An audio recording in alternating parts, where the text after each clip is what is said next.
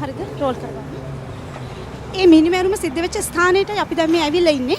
අපි උත්සාහ කරනවා රහස් මාර්ගයකින් කෙසේ හෝ මේ මිනිමෙරුම සිද්ධ වෙච්ච මහල් නිවාසයට පිවිසෙන්න. අපිට දැනගන්න ලැබිලා තියෙන තොරතුරු වල හැටියට මහල් නිවාසයේ 3 වෙනි තට්ටියේ කාමරයක තමයි මේ මිනිමෙරුම සිද්ධ වෙලා තියෙන්නේ.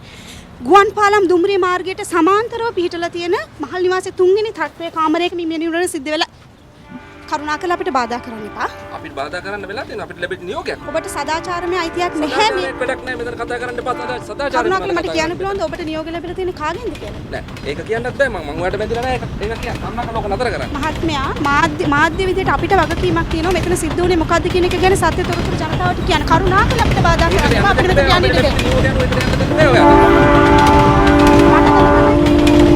ඒක මට ඔයාලට කියන්න